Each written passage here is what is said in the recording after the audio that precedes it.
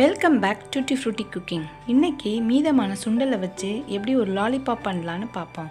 அதுக்கு தேவையான பொருள்கள்: சுண்டல் 1 கப், பொங்கல் அரை கப், கேரட் துருவல் அரை கப், வெங்காயம், அரிசி மாவு, மிளகாத்தூள், இஞ்சி பூண்டு விழுது, உப்பு, கருவேப்பிலை, கொத்தமல்லி கீரை. ஜாரில் மீதமான சுண்டலை போட்டு பல்ஸ் மோடில் நல்லா பவுடராக பண்ணி எடுத்துக்கணும். இது கூட ஒரு 1/4 கப்பு பொங்கல் என்கிட்ட மீதமாக இருந்துச்சு, அதையும் நான் போட்டுக்கிறேன். உங்கள்கிட்ட பொங்கல் இல்லைன்னா 1/4 கப்பு சாதம் சேர்த்துக்கலாம், இல்லைன்னா கடலை மாவு, இல்லைன்னா பிரெட் பீஸ் எதுனாலும் சேர்த்துக்கலாம். 1/4 கப்பு கேரட் துருவல், அரிசி மாவு. நம்ம இதுக்கு தண்ணி எல்லாம் எதுவுமே சேர்க்க தேவையில்லை. கருவேப்பிலை, கொத்தமல்லி கீரை, மிளகாத்தூள், இஞ்சி பூண்டு விழுது, உப்பு இதெல்லாம் போட்டு கட் பண்ணி வச்சுருந்த வெங்காயத்தையும் சேர்த்துக்கிட்டு நல்லா மிக்ஸ் பண்ணணும். இதுக்கு தண்ணியெல்லாம் தேவைப்படாது. இது நல்ல ஒரு டோவாட்டம். சுண்டல் லாலிபாப்பை பொரிக்கிறதுக்கு கொஞ்சம் மைதா மாவு, கார்ன்ஃப்ளோர், மிளகாத்தூள், இஞ்சி பூண்டு விழுது, ஒரு 100 ml தண்ணி சேர்த்து நல்லா மிக்ஸ் பண்ணி எடுத்து வச்சுக்கணும். தேவையான அளவு உப்பும் சேர்த்துக்கணும். இப்போ நம்ம டோவிலேருந்து எப்படி லாலிபாப் செய்யலான்னா, ஐஸ்கிரீம் குச்சி இது எல்லா கடையிலையும் கிடைக்கும். அதை நல்லா கொஞ்சம் கழுவிட்டு தேவையான அளவு மாவை எடுத்து இந்த மாதிரி லாலிபாப்புக்கு வைக்கிற மாதிரி ப்ரெஸ் பண்ணி வச்சிடணும். இப்போ இதெல்லாம் எண்ணெயில் போட்டு பொரித்து எடுக்கணும்.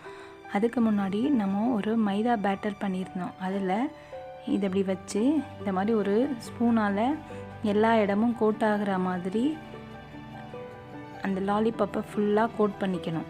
அப்புறம் ஒரு கடாயில் ஆயில் நல்ல ஹீட் ஆனதும் இதை போட்டு நல்லா செவந்து வர மாதிரி பொரித்து எடுத்துடணும்.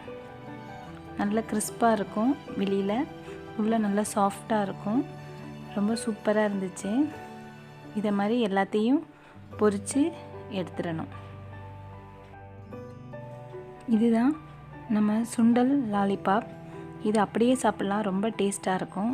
இதை இன்னும் கொஞ்சம் எக்ஸ்ட்ரா டேஸ்ட் பண்ணுறதுக்கு ஒரு கடாயில் ஒரு ஸ்பூன் எண்ணெய் ஊற்றி அதில் குட்டி குட்டியாக கட் பண்ண இஞ்சி பூண்டை போட்டு நல்லா சாட்டே பண்ணிவிட்டு, வெங்காயம் கட் பண்ணி வச்சுருப்போம் அதையும் சாட்டே பண்ணிவிட்டு, கொடைமிளகாய் அதையும் கொஞ்சம் சாட்டே பண்ணிக்கணும்.